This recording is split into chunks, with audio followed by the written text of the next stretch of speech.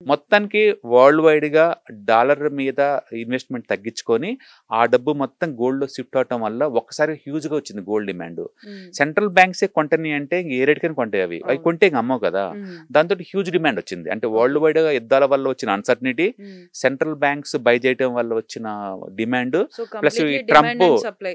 Too much వచ్చేసింది. హ్మ్. అంటే గోల్డ్ ఎక్కడ పెడితే అక్కడ దొరకదు కదా! అవును. మ్యానుఫ్యాక్చరింగ్ లేదు కదా! రాను రాను ఇంకా తగ్గిపోతుంది తగ్గిపోతుంది. మైనింగ్ అనేది. హ్మ్. ఉన్న గోల్డే సర్క్యులేట్ అవ్వాలి.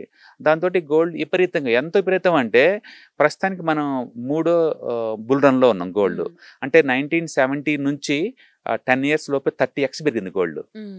ఎప్పుడైతే నిక్సన్ అమెరికన్ ప్రెసిడెంట్ అప్పట్లో గోల్డ్ నుంచి డిస్కనెక్ట్ అయ్యాడు సిస్టమ్‌ని, డాలర్ అన్‌లిమిటెడ్ ప్రింట్ చేసుకోవచ్చన్నారు. హ్మ్. అంతకుముందు అమెరికాలో ప్రింట్ చేయాలంటే గోల్డ్ పక్కన పెట్టి ఈక్వలెంట్ అమౌంట్ ప్రింట్ చేసేవాళ్ళు. హ్మ్. అందుకని గోల్డ్ ప్రపోర్షనల్‌గా డాలర్లు ఉండేది. ఓకే. కానీ నిక్సన్ వచ్చిన తర్వాత సిస్టమ్ మార్చాడు. హ్మ్. మార్చినప్పుడు ఏంటంటే గోల్డ్‌తో సంబంధం లేకుండా అన్‌లిమిటెడ్ ప్రింట్ కొట్టొచ్చన్నాడు. హ్మ్. అప్పటి నుంచి అమెరికా వాళ్ళు అన్‌లిమిటెడ్ ప్రింటింగ్ బిగిన్ అయింది. హ్మ్. దాంతోటి వరల్డ్‌కి ఫస్ట్ టైమ్ గోల్డ్ మీద ఇక గోల్డ్ లేకుండా కాదు చూసాకల్లా రాను రాను ఈ పేపర్ కరెన్సీ ఎక్కువ అవుతుందని సంగతి తెలిసి గోల్డ్ కొంటే బిగిన్ చేశారు. హ్మ్. ఆ టైంలో 10 ఇయర్స్‌లో 30x పెరిగింది గోల్డ్. అంటే ఊహించుకోండి ఇంకా. ఓకే. తర్వాత మళ్ళీ స్లో అయిపోయింది 30 ఇయర్స్. హ్మ్. తర్వాత మళ్ళీ 2008లో అమెరికన్ రిసెషన్ వచ్చిన తర్వాత మళ్ళీ సడెన్‌గా మార్కెట్‌లన్నీ ఉలిక్కిపడ్డాయి. హ్మ్. మళ్ళీ వెంటనే గోల్డ్ కొంటే బిగిన్ చేసినాయి.